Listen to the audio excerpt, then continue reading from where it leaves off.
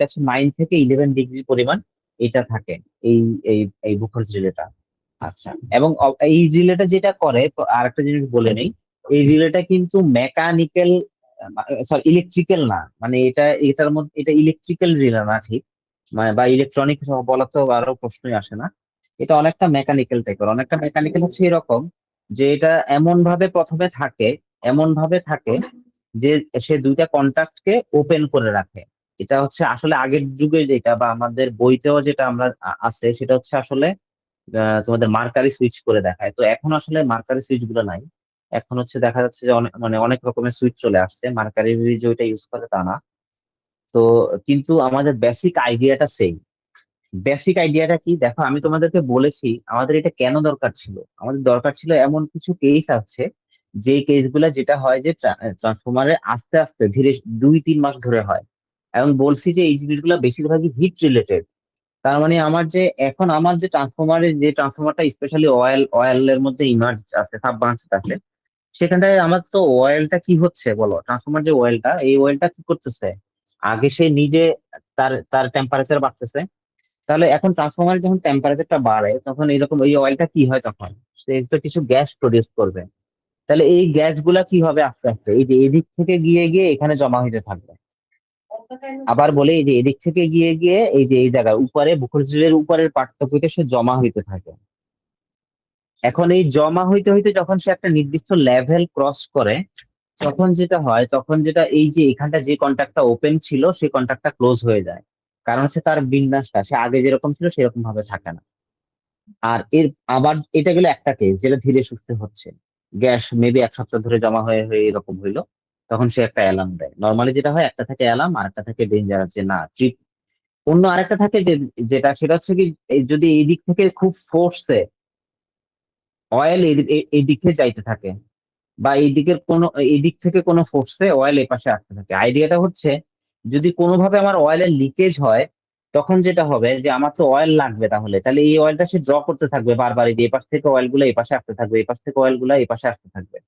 তখন এই অয়েলের ভ্যালোসিটির উপর ডিপেন্ড করে দেখা যাচ্ছে যে পরের সুইচটা অন হয়। এখন আমরা দেখি আসলে আসলে বিষয়টা কিরকম।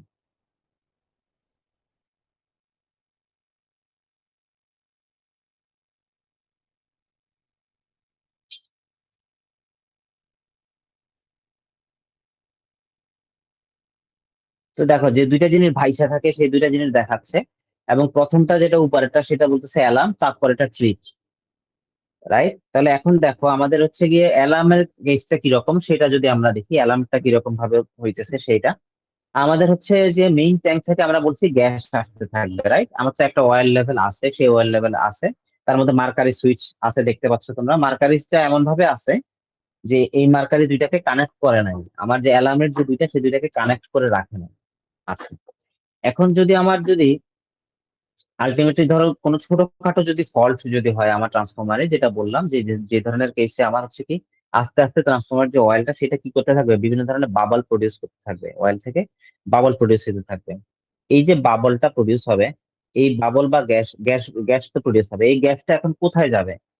এখন এই গ্যাস দেখো, এই যে গ্যাস যাচ্ছে যাচ্ছে গিয়ে, যেহেতু এই ধরনের গ্যাসগুলা দেখা যাচ্ছে আসলে কার্বন এবং হাইড্রোজেনের, অথবা হাইড্রোজেনের, অথবা হচ্ছে তোমার কার্বন ডাই অক্সাইড অথবা কার্বন মনোক্সাইড, সবই তাই তেলের চাইতে কম, মানে তেলের চাইতে হালকা। তার মানে অয়েল গুলা সে নিচে পাঠাই দিবে, গ্যাস উপরে জায়গা নিবে। এখন দেখো গ্যাস যদি উপরে জায়গা নেয় তখন কি হয়, গ্যাস উপরে যখন জায়গা নিচ্ছে তখন সেটাকে চাপ দিচ্ছে, এই যে গ্যাস উপর থেকে চাপ দেয়, রাইট? এই চাপ দেওয়ার ফলে যেটা হয় যে তখন হচ্ছে কি এই বাবলটাকে চাপ দিয়ে সে মার্কারিটাকে যখন সমান করে দিবে তখন কন্ট্রাক্ট সুইচটা ক্লোজ হয়ে যায়। এটা হচ্ছে প্রথমটা, আলটিমেট যে ফার্স্ট জিনিসটা সেটা। আচ্ছা, এখন কি পরিমাণ এটা হচ্ছে ডিপেন্ড করবে যে কি পরিমাণ আমার ভলিউম অফ গ্যাস লাগে আমি প্রথমটা দিতে, সেটা ডিপেন্ড করবে অবশ্যই এক একটা র্যাকেট সুইচিং এর উপর ডিপেন্ড করে। আচ্ছা, এখানে আরেকটা কথা বলি, এই যে গ্যাস গুলো জমা হয়েছে এই গ্যাস গুলা কিন্তু কালেক্ট করা হয়।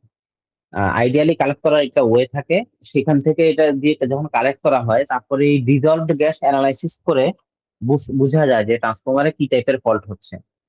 আমাদের এই বইতে একটা ছোট্ট একটা ছক আছে, সেই ছকটাও আমরা দেখবো।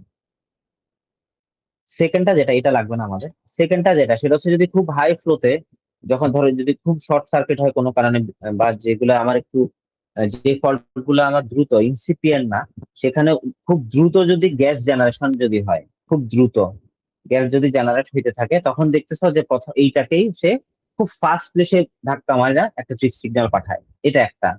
অন্যদিকে আরেকটা কারণে এটা হইতে পারে, যখন যদি খুব দ্রুত যদি তেল পড়ে যাইতে থাকে, কোনো কারণে অয়েল লিকেজ হয়ে যদি খুব ফাস্ট তেল যদি পড়ে যেতে হয়, তখন হচ্ছে আমাদের এই প্রসেসটা,